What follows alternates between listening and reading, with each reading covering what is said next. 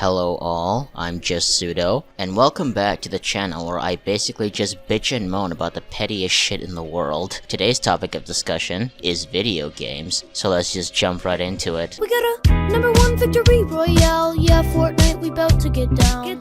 Alright, quick backstory. A while ago, a company by the name of Slowclap released a video game called Sifu. Its story takes place in China. It tells the story of the protagonist who's trying to get revenge on the people who killed his father. To accomplish this mission, he has a magical talisman that allows him to revive from the dead. However, every time he uses it, he grows a little older. A pretty interesting concept if I do say so myself. However, following the game's release, it was hit with a bit of controversy when people found out that the development team was made up of white people. Now, as annoying as that sounds, it's not exactly that big of an issue. It's not like there was enough of these retards to affect the score or anything. It's getting rave reviews actually. A whopping 9 out of 10 on IGN and an 80% on Metacritic. It's doing pretty well for itself. However, let's take a look at some of the arguments people made about the cultural appropriation about the whole game. After all, it's only fair to look at both sides of the arguments, am I right? I'm totally not using this as a way to mock people, I swear. Two game journalists who caught my attention that had a few problems with the cultural appropriation were these two guys. So let's take a look at what they have to say. So let's start with this person. He wrote a review on the game. I'm not gonna read the whole thing, I'll just summarize the most important points. I will leave a link to every article I cover in this video for you to fact check me if you want to. So basically, this guy starts off the review by talking about the gameplay. He comments about how sharp it is, how well developed the movement and everything is, how good the martial arts is. It seems he really enjoyed the gameplay aspect of the whole thing, and that's all fine and dandy. Even if you didn't like it, it's fine because it's just an opinion. But then the review starts to go off the rails and into very stupid territory. As pointed out by features editor Ki-Hoon Chan at The Gamer, the Parisian development team at Slowclap is almost entirely white, other than composer Howie Lee, and has no connection to the cultures they've dedicated their whole game to. Now, I'm not Asian, I don't go here, but seeing white people rip other cultures as wallpapers for their creation, no matter how much research is done, is cringy. I'm here for representation, but I'm also a believer that you should write what you know. If Slowclap wanted to tell a Chinese story based in China, they should have hired more Chinese staffers to help with writing, development, and production. While playing through Sifu, it's hard not to think about its development team being white. It frustrates me because from a gameplay perspective, Sifu is phenomenal, but for the life of me, I don't understand why this group of people chose to tell this story. There were myriads of other avenues available. What's wrong with you? And that's basically the whole crux of it. He likes the game, but he hates the fact that it's made by white people because the setting is in China and they included Chinese culture.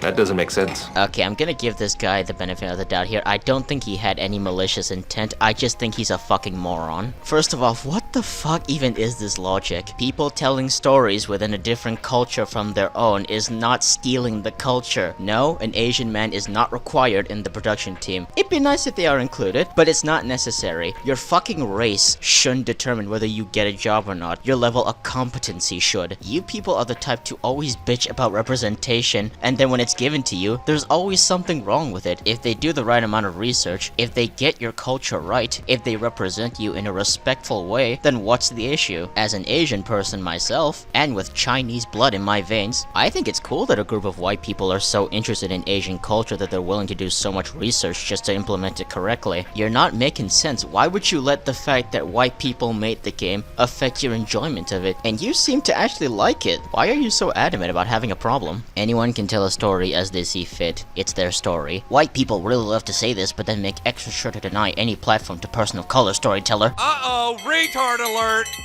Retard alert, class! God, shut the fuck up. How do you people live? A legitimate question. How do you fucking live such a miserable fucking life? Like I said, I don't think this guy has any malicious intent. I just think he's really fucking stupid. This other guy, though, well, if you thought the other guy was fucking retarded, you're gonna love this. Here it is, my piece on the soullessness and callousness of Sifu, including that controversial creator kit. Again, I'm not gonna read the whole thing, link in the description below, read it for yourself if you want. But basically, this whole review talks less about the actual game and spends majority of it calling any attempts that the writers made to represent Asian culture racist. He doesn't explicitly call them racist, but he's heavily fucking implying it. Make no mistake, such emblems and other icons of Chinese culture are merely an aesthetic in Sifu, used to pepper in a little flair and to sprinkle a little bit of exoticism in this kung fu brawler. Chineseness in Sifu is reduced to a mere palette swap. You can easily replace the protagonist with, say, John Wick, and Sifu will still be the same fighting game underneath it all. He then takes a small moment to talk about the gameplay. He says there's a lot of effort obviously put into it. It's fun at times and boring at times, which is probably the most milquetoast take you could ever have. Now remind you, this guy does limit the amount of people who can reply to his posts. So with that being said, let's look through his Twitter for a bit. While some of you folks are enjoying your martial arts game today, do remember that there's a disproportionate number of people of color and non-white critics who are getting a whole fucking lot of vitriol for simply voicing their opinions in this very open-minded, very normal industry. You're making it up! Stupid!